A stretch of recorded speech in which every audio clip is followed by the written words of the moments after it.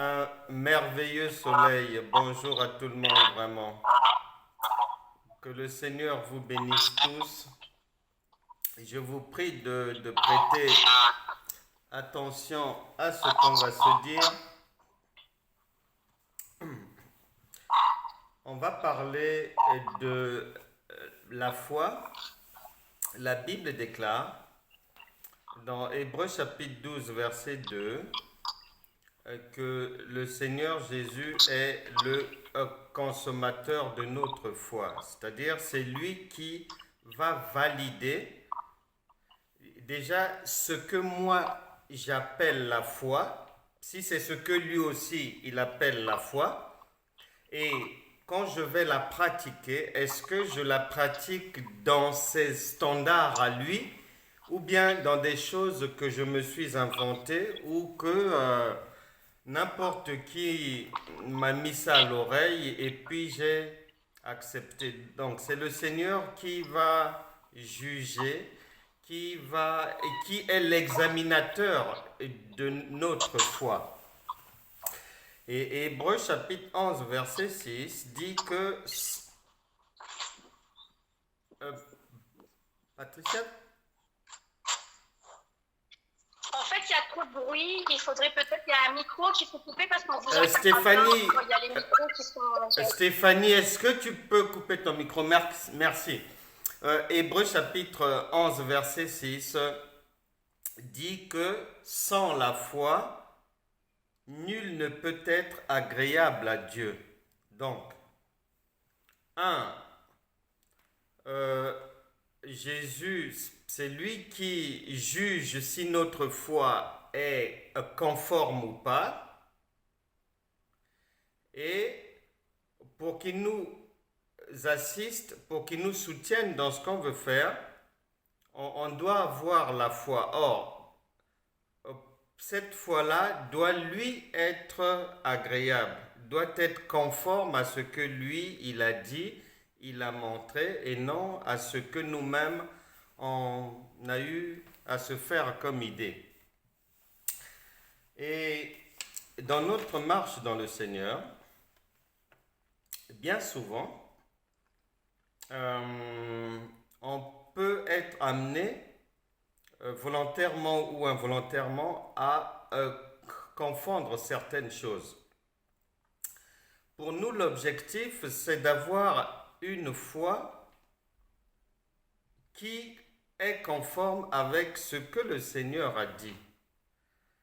Parce que plus on va se rapprocher de ce qu'il a dit, et mieux ça sera pour nous parce qu'on sera exaucé dans les plus brefs délais.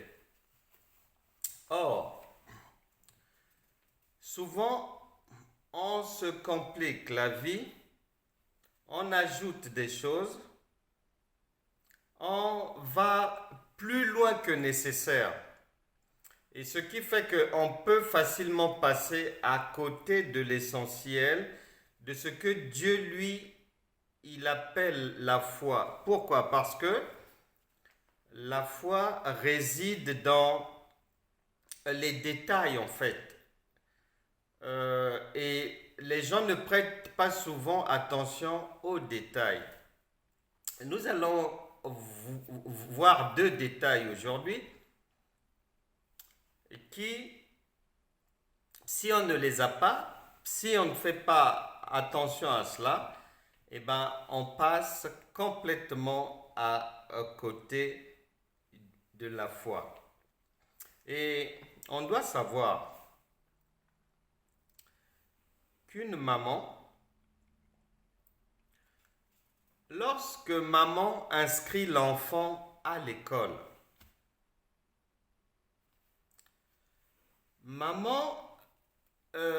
inscrire l'enfant à l'école, c'est le commencement pour la mère. Ce n'est pas la finalité. Ce que maman veut, un, inscrire son enfant. Deux, que l'enfant apprenne des choses. C'est-à-dire que maman ne peut pas concevoir que l'enfant aille à l'école pour ne rien faire. Non. Et la maman va veiller à une troisième chose, c'est que l'enfant va à l'école pour apprendre des choses, mais il faut c'est-à-dire, l'enfant ne doit pas rester sur les choses qu'il connaît déjà. Non, l'objectif, c'est qu'il apprenne d'autres choses. La semaine prochaine, il y a d'autres devoirs. Le mois d'après, il y a d'autres choses. Donc, elle va veiller à ce que l'enfant ne reste pas sur ce qu'il connaît déjà. Parce que ça n'a pas de sens. Parce que ça ne va pas lui permettre de passer en classe supérieure. Ce qui va lui permettre de passer en classe supérieure, ce sont les nouveaux apprentissages. Les nouveaux apprentissages. La Bible déclare, à celui qui a, on va encore ajouter. Mais celui qui n'a pas, même le peu qu'il a, on lui enlèvera ça. Eh bien, dans le Seigneur, c'est le même principe. C'est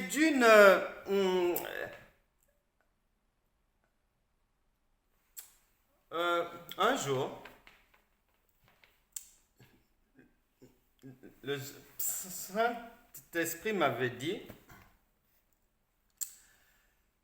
dans cette Bible, y a-t-il des familles? Oui, il y en a. Dans la société, y a-t-il des familles? Oui, il y en a. Y a-t-il des maisons dans la Bible? Oui, il y en a. Dans la société, il y en a aussi. Des villes, pareil. Des enfants, pareil. Des hommes, des femmes, des nuages, le soleil, ceci, cela. C'est pas. Et Dieu m'avait dit que la vie sur terre est simplement la continuité de la parole écrite. Et ça fonctionne toujours de la même manière. Dans la parole écrite, on va se rendre compte que Dieu lui-même montre l'exemple et il nous a créés en mettant en l'homme un logiciel qui fait que l'homme est toujours à la recherche du progrès. L'homme refuse de rester sur ce qu'il connaît déjà. Ça n'a pas de sens. Raison pour laquelle, dans la Bible, ce que Noé a fait comme travail, ça n'a rien à voir avec ce que Moïse a fait. Josué est venu faire autre chose. Aaron a fait son travail. David n'a pas fait la même chose que Moïse. Son fils Salomon n'a pas fait la même chose que lui. Donc, c'est-à-dire, on passe de quelque chose à une nouvelle chose. Ensuite, à une nouvelle chose encore. Et quand le Seigneur Jésus arrive, durant tout son ministère, c'est pareil. Il est à Capernaum, il fait quelque chose. Il quitte là. Il va au pays des Gadariens. Il quitte là. Il est à Bethesda. Il quitte là-bas. Il y a au mont des Oliviers. Il y a une progression. On ne reste pas sur ce que l'on connaît déjà. Malheureusement, beaucoup d'enfants de Dieu ne comprennent pas ces choses. Que lorsqu'on devient enfant de Dieu, c'est comme dans la vie, c'est une école permanente. On a une obligation d'apprendre. Même si je n'ai pas été à l'école, Dieu s'est arrangé, par exemple, pour les gens qui n'ont pas été à l'école.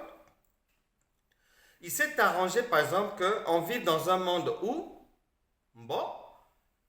tu as la Bible audio, tu peux écouter, il y a la Bible en BD, il y a la Bible, il y a beaucoup de choses c'est-à-dire avoir ce que je n'ai pas pu avoir par l'école. Dieu s'est arrangé beaucoup de choses pour nous permettre d'apprendre est de rester dans cette dynamique divine que nous devons toujours rechercher l'apprentissage de nouvelles choses. Malheureusement, chez beaucoup d'enfants de Dieu, on fait les mêmes choses. On fait les mêmes choses. On fait les mêmes choses. Ce que je connais, c'est ce que je fais. Les mêmes choses. Mais cela ne peut pas non seulement me permettre d'être dans la foi, ni de grandir dans la foi. Non, ce n'est pas possible. Et je dis souvent aux gens, avec le temps, lorsque je me réveille le matin, l'un des objectifs de ma journée est d'apprendre quelque chose que je ne connaissais pas la veille. Ce que je connais déjà, ça ne va pas me servir, puisque je connais déjà ça. C'est pour ça que le monde fonctionne d'une manière vraiment biblique. Comment ils s'appellent comment on les appelle là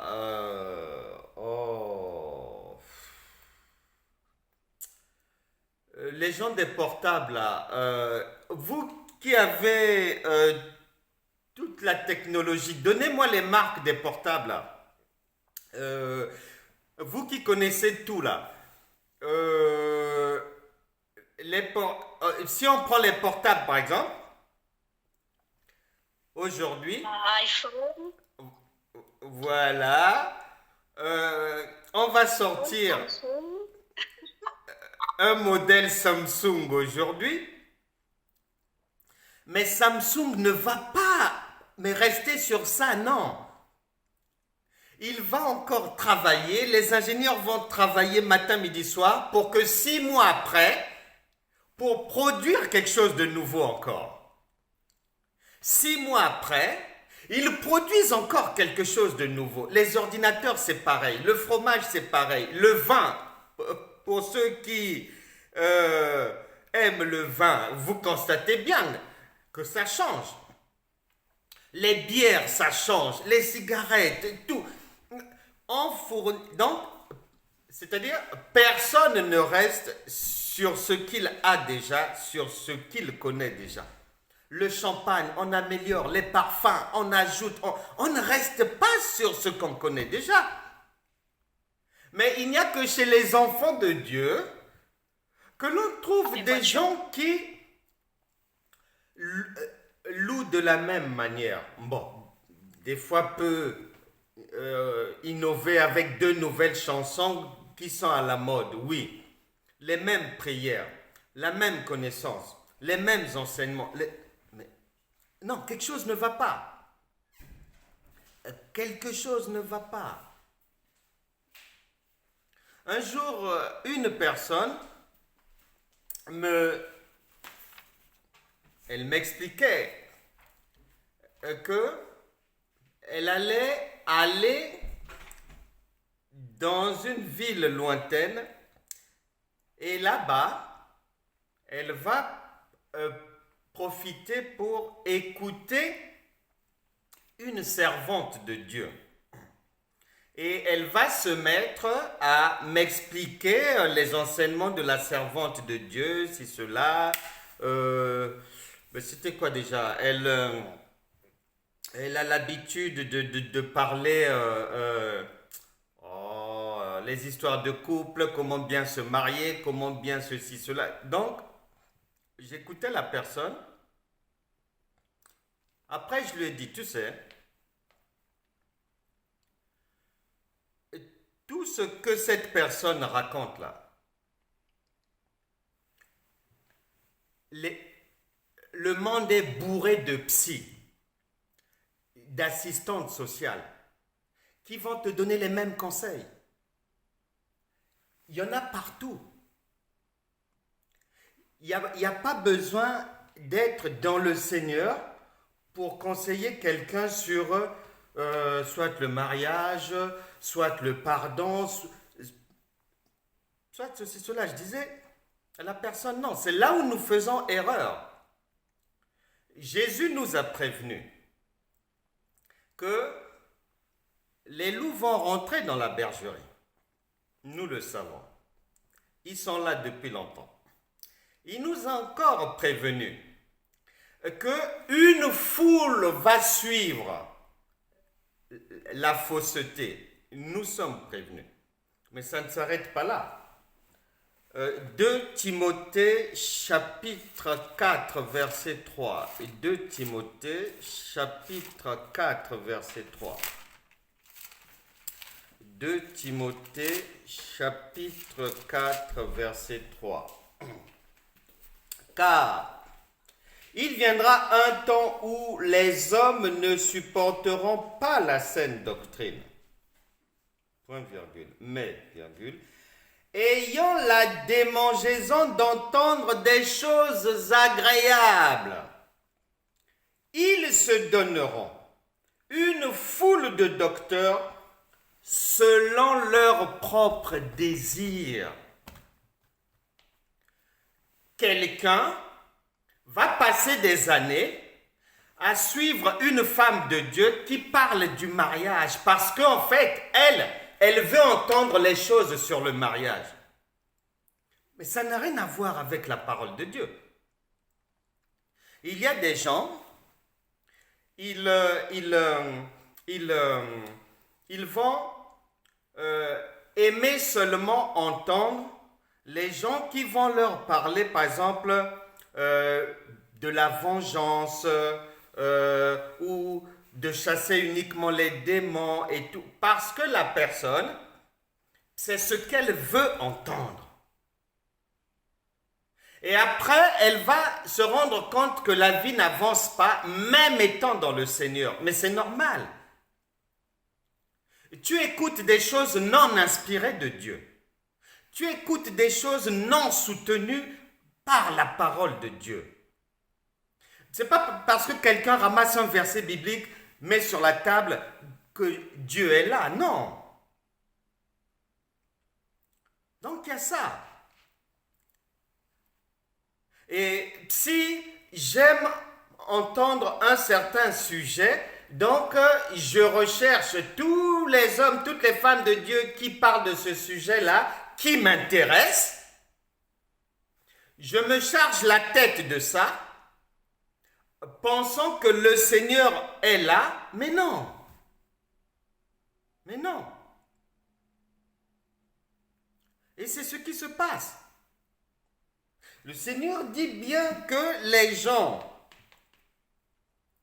ils ne supporteront pas la saine doctrine, mais ayant la démangeaison d'entendre les choses agréables. On veut entendre des choses agréables. Et beaucoup de gens ont leur prédicatrice, leur prédicateur, parce qu'ils aiment bien entendre ce genre de choses. Mais Dieu ne fonctionne pas comme ça. Et souvent quand on lit ça, quand beaucoup de gens arrivent là, dans leur pensée, elles vont penser, ah ça c'est la sœur Simone, ah ça c'est le frère. Non, Dieu parle de toi-même. Ayant la démangeaison d'entendre des choses agréables, ils se donneront une foule de docteurs, mon Dieu. Le Saint-Esprit ne dit pas 2 ou 3, une foule. Donc, c'est-à-dire, il y en a partout. Et il y a des femmes aussi dans ces docteurs-là. Le Saint-Esprit résume, c'est hommes et femmes, selon leurs propres désirs. Mon Dieu. Voilà là où nous en sommes. Selon leurs propres désirs. Un instant. Mais voilà là où nous en sommes. Et nous devons faire attention à cela.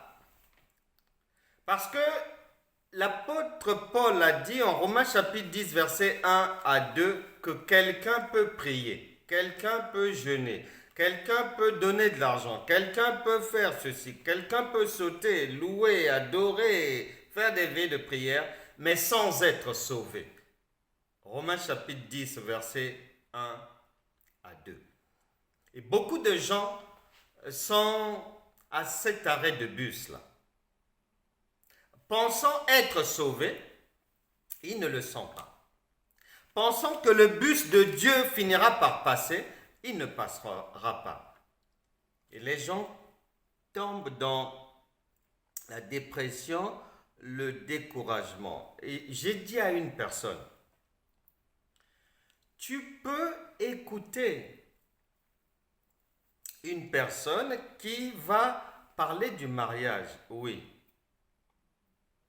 Mais si c'est seulement mariage de blablabla, bla, bla, ne fais pas ceci, fais cela, il faut rentrer tôt, parle comme ceci, comme cela et tout, sache que Dieu est un Dieu d'ordre. Il ne va pas mandater quelqu'un pour aller faire un travail que les païens font déjà partout. Les conseils, il y en a partout. Il ne va pas le faire. Comme Dieu est esprit, il faut que dans ce que tu vas écouter là, qu'il y ait quelque chose de spirituel. Admettons la parole de Dieu. Ok, d'accord. La personne ramasse par-ci, par-là des versets. Elle fait une sauce et tout. Ok, d'accord. Maintenant, jusque-là, ça n'intéresse pas Dieu. Ce qui va intéresser Dieu, c'est comme maman, quand l'enfant revient de l'école, il faut qu'il ait appris de nouvelles choses. C'est là où Dieu nous attend. Et c'est là où je vais savoir que non, cette nourriture-là, elle est consommable. Parce que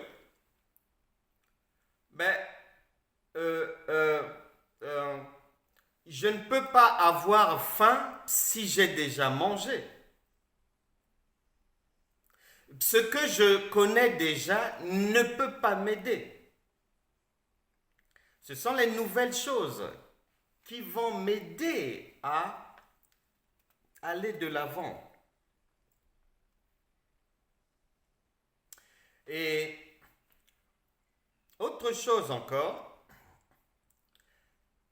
la volonté de maman ne va pas s'arrêter seulement à ce que l'enfant a dans ses cahiers de nouvelles leçons. Non. Dieu ne va pas se contenter de ce que j'ai quelque chose de nouveau dans ma tête. Non, non, non, non, non. C'est pas fini. Une maman, son cœur sera apaisé, elle sera satisfaite, elle sera contente lorsque les nouveaux apprentissages de l'enfant vont lui permettre de passer du CM2 à la 6e. Voilà. C'est là-bas le terminus du cœur de maman. Tant que ce n'est pas le cas, son cœur ne peut pas être en paix. Et le Seigneur, c'est pareil. L'objectif, c'est que ce que je vais apprendre là, oui, c'est une nouvelle chose, mais il faut que cette chose puisse impacter ma vie. Puisque le Seigneur a dit que tout arbre qui ne donnera pas du fruit, on arrache, on met au feu. Donc on doit avoir cela bien à l'esprit. Parce que c'est en passant par toutes ces étapes-là Une fois qu'on arrive au bout du processus, que le Seigneur Jésus va juger que notre foi, il peut la consommer. Lui est agréable, il peut la consommer. Ce plat-là est bon, ça va passer. Et la maman, donc, inscrire l'enfant à l'école, ce n'est pas suffisant pour elle. Que l'enfant aille à l'école, ce n'est pas suffisant. Que l'enfant ait de nouveaux apprentissages dans ses notes, c'est toujours pas suffisant. Il faut que l'enfant passe en classe supérieure. Et c'est là où Dieu nous attend au quotidien. C'est là où Dieu nous attend au quotidien. Maintenant, si je dis que j'ai la foi, mais dans mon cerveau, je n'ai pas ces éléments-là. Je n'ai pas ce thermomètre-là qui va m'indiquer la conduite à tenir. La Bible dit que quand c'est comme ça, je serai emporté par tout vent de doctrine. Il y a un nouveau prophète là-bas, je suis là-bas. Une prophétesse parle fort là-bas, je suis là-bas. Il y a une personne avec une voix bien angélique, il y a beaucoup de monde là-bas, j'y vais. Il y a des dames qui ont fait une chorale. Lorsqu'elles louent le Seigneur, les chaînes sont brisées, les gens pleurent. Ah, il faut que j'aille là-bas.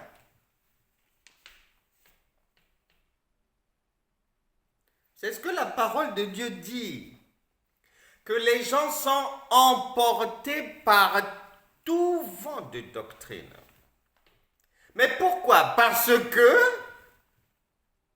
dans la tête là, il manque des éléments constitutifs de la foi.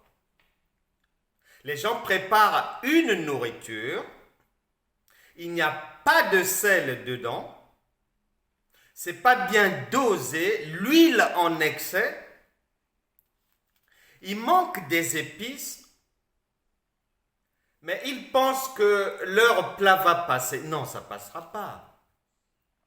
Ça ne passera pas. Hébreux chapitre 12, verset 2. Hébreux chapitre 12, verset 2. Hébreux chapitre 12, verset 2. Ayant les regards sur Jésus, virgule, le chef est le consommateur de la foi.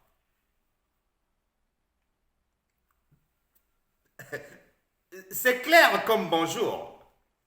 Un consommateur, c'est un chef de cuisine qui est là. Vous faites les plats, il va goûter et il va donner le verdict. Et si ça ne passe pas, ça ne passe pas. Il n'y a pas de triche. Il n'y a pas de corruption là. Soit ça passe et soit ça casse. Maintenant, si quand ça casse là, tu veux faire et refaire d'autres plats avec les mêmes composantes dans la tête, pendant 15 ans, ça ne passera pas. Pendant 20 ans, ça ne passera pas. Parce que le consommateur, il faut que ça lui soit agréable. Lorsqu'une nourriture n'est pas bonne, c'est pas parce que c'est un plat réunionnais qu'on va obligatoirement dire que c'est bon. Non. C'est pas parce que c'est... comment on appelle ça dans les Antilles, là, le poulet, là... comment ils appellent ça déjà ils ont une manière de faire le poulet et c'est réputé... c'est pas parce que ça vient des Antilles où c'est réputé que obligatoirement, lorsqu'on va goûter, ça va passer. Non. Non, il faut que ça passe bien.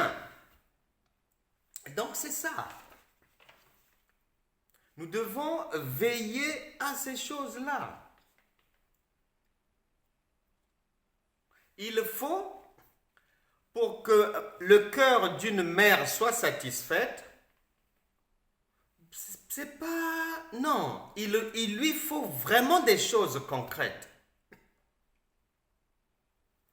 Pas de la théorie, pas des choses pour lui faire plaisir. Même si l'enfant vient faire son baratin, raconter des choses, qu'il travaille bien là-bas, en classe il est le premier, il raconte, mais maman va attendre le bulletin de notes. Elle attend les notes. Qu'est-ce que les examinateurs ont dit sur les apprentissages de l'enfant? Est-ce qu'il a bien retenu? Est-ce que c'est un élève qui est physiquement en classe, mais en esprit il n'y est pas? Est-ce que c'est un perturbateur? Est-ce qu'il suit les mauvais camarades? Maman va attendre cela.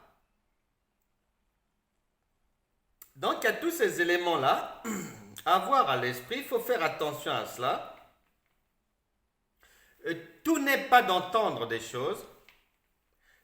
Tout n'est pas, ça n'intéresse pas Dieu que j'écoute ce qui me plaît. Non. Ce qui intéresse Dieu, c'est que j'écoute des enseignements qui vont me permettre d'ajouter de la connaissance. Et cette connaissance-là, quand je vais la mettre en pratique, bingo. Voilà, c'est ça. C'est ça. Si ce n'est pas le cas, je vais perdre mon temps. Je risque de finir par avoir, comme beaucoup de gens, une dépression spirituelle. Je connais des gens qui sont même sortis de l'église, qui ont abandonné la marche chrétienne parce que leur manière de voir Dieu, de faire les choses et tout, n'a pas donné des résultats. Et après, ils vont penser que non, Dieu est mauvais, Dieu les a abandonnés, Dieu ne s'occupe que des méchants. Non, c'est faux.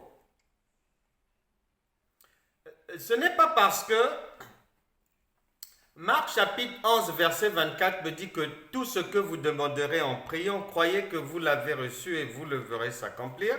Ce n'est pas parce que je vais lire ça, je ramasse ça, je mets dans la tête, je prie et je me mets dans la tête la certitude que Dieu va faire. La certitude que Dieu va faire, c'est un point de départ seulement. Si Dieu ne fait pas, ou s'il ne fait pas rapidement, normalement, je n'ai pas à m'en faire. Parce que si j'attends, ça ne vient pas, j'ai prié, ça ne vient pas, j'ai prié, ça ne vient pas. Après, je vais dire, ah, Dieu est faux et tout. Ah, cette histoire-là, vraiment, il m'a abandonné, ceci, cela. Mais les anges vont me demander, tu as lu Marc chapitre 11 verset 24, c'est bien. Mais pourquoi tu t'es seulement arrêté là? Parce qu'il y a une écriture ailleurs qui dit que Dieu fait toutes choses bonnes en son temps. Donc il ne faut pas que ma foi puisse manquer d'épices, que ma foi puisse manquer de saveur. Il me faut ces détails-là. Je dois marcher avec dans ma tête tous ces paramètres-là. Je sais ce qui est agréable au cœur d'une maman par rapport à son enfant.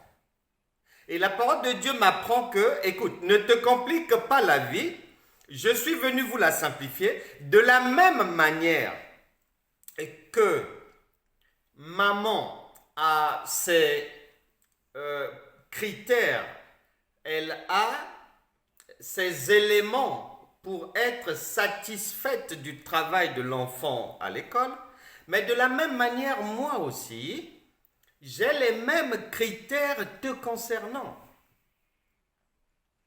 Et souvent donc, on se perd comme ça. J'ai prié par la foi, j'attends, ça ne vient pas, j'attends, ça ne vient pas, et après, je claque la porte ou j'injurie Dieu, ou je suis découragé, ceci, cela. Non, c'est parce que je suis dans l'ignorance, c'est tout. Et d'ailleurs, à ce moment-là, même quand je disais que je prie par la foi, mais je me trompais en fait sans le savoir, parce que si je priais réellement par la foi, j'allais avoir dans un coin de mon cerveau que Dieu fait toutes choses bonnes en son temps. Un jour, une personne m'expliquait qu'elle était dans une situation difficile. Elle avait fait un arrangement avec une personne qui lui avait avancé une somme d'argent. Elle-même, il y avait une structure qui lui devait de l'argent. Donc, elles se sont entendues, tu m'avances, et ce que la structure me doit, tu récupères ça. Ok, document signé. Sauf que la structure en question, au moment de donner l'argent, rencontrait des difficultés. Donc ça traînait. Et la personne subissait la pression de l'autre, la pression de l'autre. Et elle me demande, mais je n'en peux plus. Qu'est-ce que je vais faire? Je n'en peux plus. Mais j'ai dit à la personne, mais vous compliquez la vie pour rien. Parce que la personne disait, j'ai prié, rien, j'ai prié. J'ai dit, Seigneur, fais. J'ai dit, mais vous prenez vraiment la tête pour rien.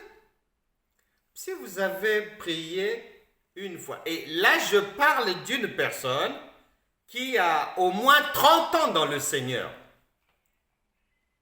Si vous avez prié déjà une fois, mais c'est bon. Ce que vous êtes en train de faire là, donc c'est comme si Dieu n'est pas informé, il ne connaît pas cette histoire. C'est comme s'il ne sait pas qu'il y avait eu un arrangement. C'est comme s'il ne sait pas que l'avance avait été donnée. C'est comme s'il ignorait que la structure rencontre des difficultés. C'est comme si, mais vous n'avez pas une part de responsabilité là-dedans puisque votre bonne volonté était déjà sur la table dès le départ. Maintenant, les blocages, le retard qui arrive après, mais n'était pas prévu. Et j'ai dit à la personne, souvent, notre ignorance nous fait vraiment perdre du temps et nous crée des maladies pour rien. Mais il se pourrait que la personne, même si elle est chrétienne, qui doit récupérer cet argent que vous devez rembourser là, il se pourrait que c'est une personne, Dieu a des comptes à régler avec elle. C'est une personne qui marche peut-être pas bien. C'est une personne à qui Dieu voudrait faire comprendre certaines choses. Mais Dieu est libre de mettre en stand-by le règlement en attendant que la personne règle son affaire d'abord avec Dieu. Mais vous ne le savez pas. Donc il ne faut pas aller vous mettre une pression dans la tête. Mais non, Le Seigneur sait que on vous doit et que cet argent doit servir à rembourser quelqu'un. Il le sait. Il n'y a rien à rajouter là, c'est connu. Maintenant, s'il y a blocage, il sait aussi pourquoi pour le moment c'est bloqué. Mais nous, on ne le sait pas. Mais au moins, la parole de Dieu nous apprend que nous avons un Dieu qui ne se trompe jamais et qui fait toutes choses bonnes en son temps. C'est clair et net. Donc ces choses-là, nous devons vraiment les avoir à l'esprit et savoir que la simplicité de Dieu, c'est celle-là que nous devons suivre, que nous devons avoir à l'esprit, parce que c'est dans cette simplicité que se trouve Dieu et le secours de Dieu. Et même lorsque on fait face à des situations vraiment compliquées, il faut toujours faire confiance à Dieu. Il n'abandonne jamais ses enfants.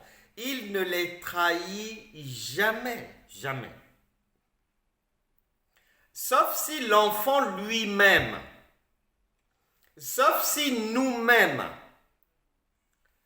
nous ajoutons des choses, nous faisons des choses que maman ne nous a pas demandé de faire. Parce qu'on peut aussi marcher dans la rébellion, dans la têtutesse, dans l'entêtement. Et il y a des gens qui connaissent tout. Il n'y a plus rien à leur apprendre. Déjà arrivé au bout du bout de la vie. Quand tu écoutes la personne, tu as même peur d'ouvrir la bouche. Tu te dis, ah, ici, là, si je l'ouvre, on va m'écraser ici. Parce que la personne connaît déjà tout. Elle est déjà arrivée au bout. Elle n'est pas disposée à écouter un conseil. Donc, il faut seulement l'écouter. Et il y a des gens comme ça. Il y a des gens comme ça. Donc, il y a toutes ces choses-là à bien avoir à l'esprit et à faire confiance à Dieu et sa simplicité.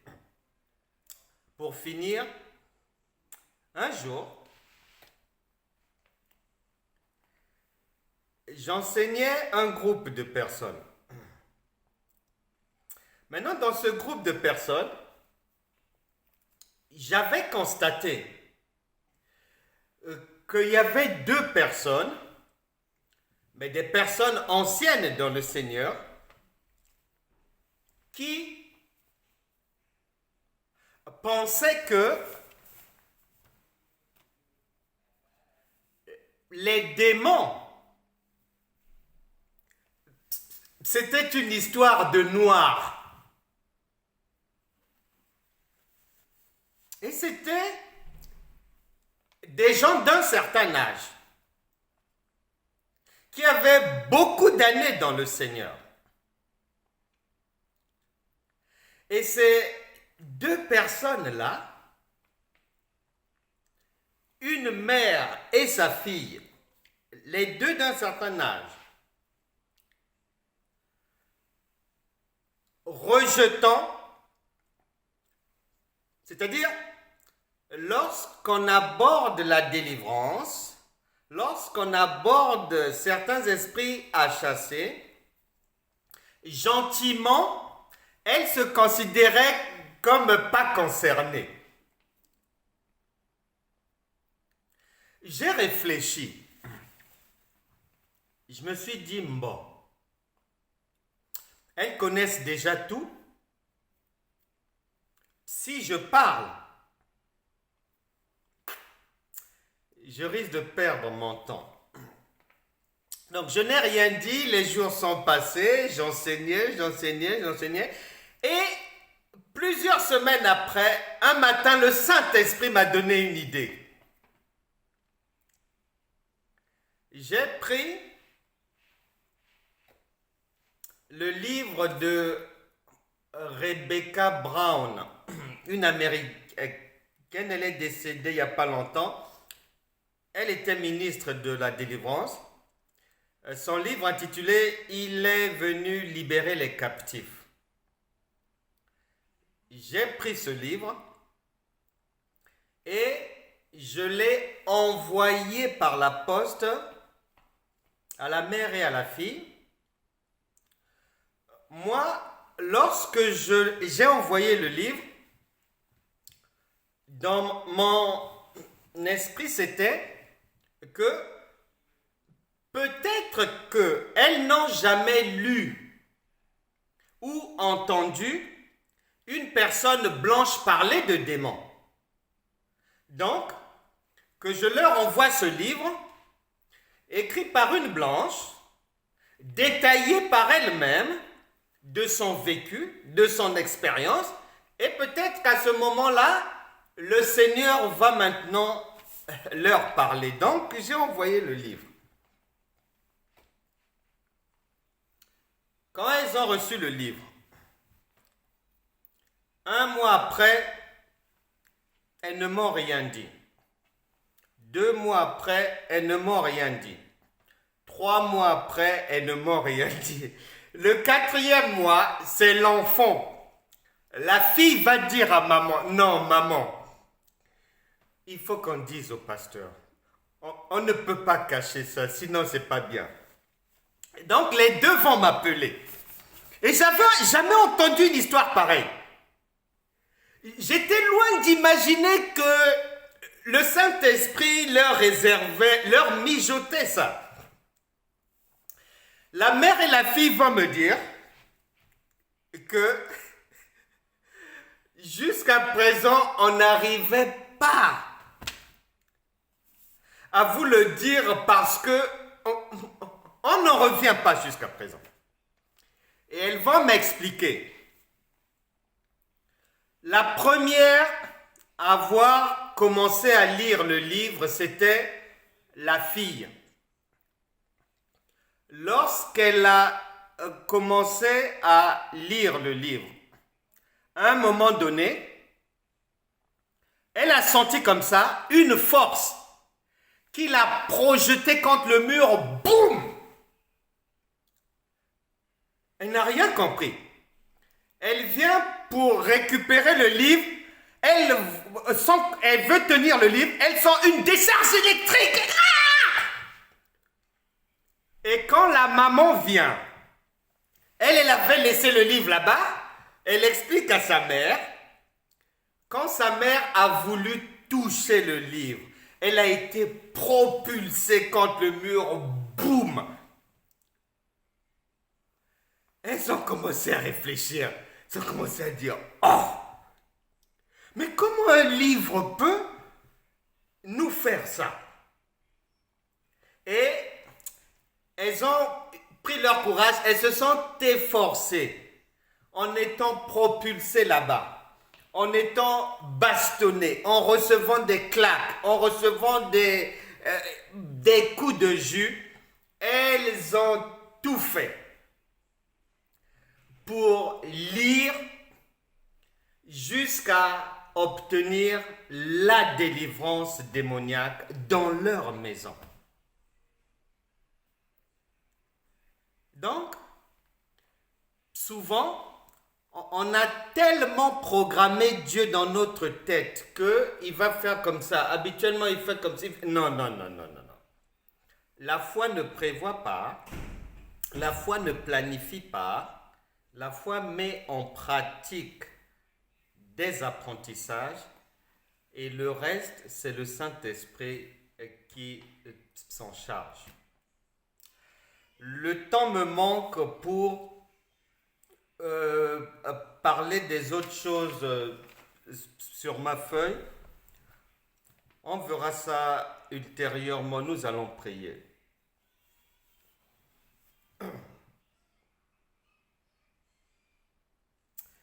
Seigneur, nous te disons merci.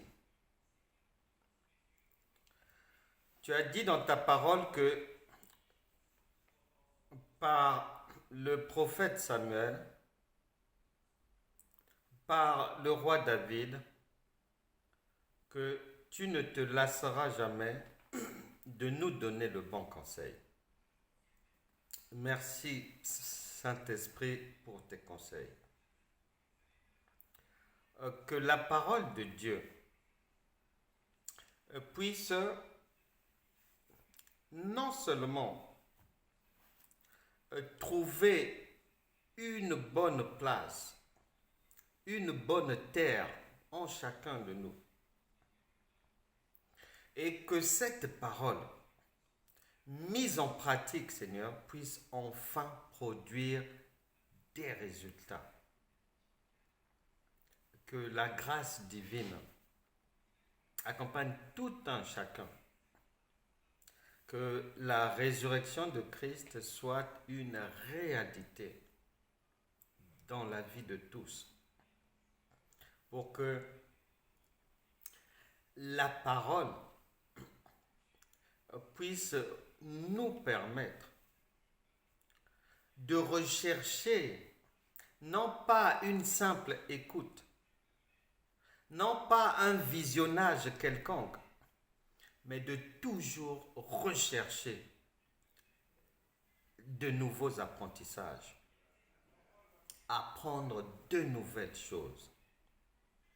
Et que ces choses, Saint-Esprit, aide-nous à les mettre au quotidien en pratique pour que chacun voit les fruits de Dieu dans sa vie. Que la grâce divine visite les maisons, visite les corps, visite les activités, visite les pensées de tout un chacun. Que l'esprit de sagesse, d'intelligence et de connaissance soit notre partage. Au nom de Jésus. Amen.